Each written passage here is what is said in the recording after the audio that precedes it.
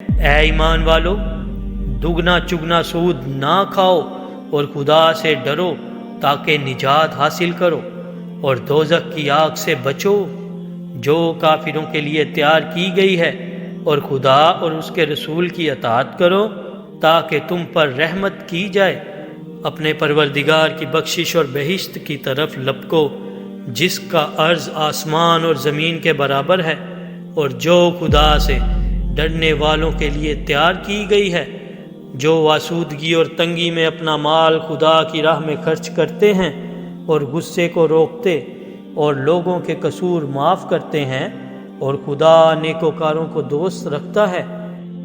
اور وہ کہ جب کوئی کھلا گناہ یا اپنے حق میں کوئی اور برائی کر بیٹھتے ہیں تو خدا کو یاد کرتے اور اپنے گناہوں کی بخشش مانگتے ہیں،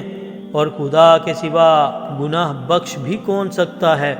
اور جان بوجھ کر اپنے افعال پر اڑے نہیں رہتے۔ ایسے ہی لوگوں کا صلہ پروردگار کی طرف سے بخشش اور باغ ہیں، اور جن کے نیچے نہریں بہہ رہی ہیں،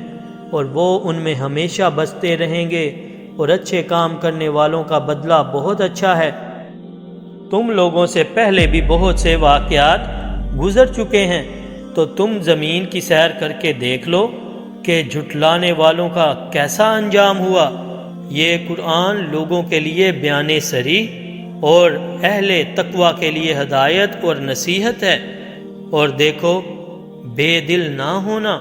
اور نہ کسی طرح کا غم کرنا، اگر تم مومن صادق ہو تو تم ہی غالب رہو گے۔ اگر تمہیں زخم شکست لگا ہے تو ان لوگوں کو بھی ایسا زخم لگ چکا ہے، اور یہ دن ہیں کہ ہم ان کو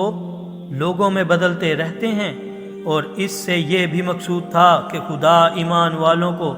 متمیز کر دے اور تم میں سے گواہ بنائے، اور خدا بے انصافوں کو پسند نہیں کرتا۔ اور یہ بھی مقصود تھا کہ خدا ایمان والوں کو خالص مومن بنا دے اور کافروں کو نابود کر دے۔ کیا تم یہ سمجھتے ہو کہ بے آزمائش بہشت میں داخل ہوگے؟ حالانکہ ابھی خدا نے تم میں سے جہاد کرنے والوں کو تو اچھی طرح معلوم کیا ہی نہیں، اور یہ بھی مقصود ہے کہ وہ ثابت قدم رہنے والوں کو معلوم کرے۔ اور تم موت کے آنے سے پہلے اس کی تمنا کیا کرتے تھے، سو تم نے اس کو آنکھوں سے دیکھ لیا،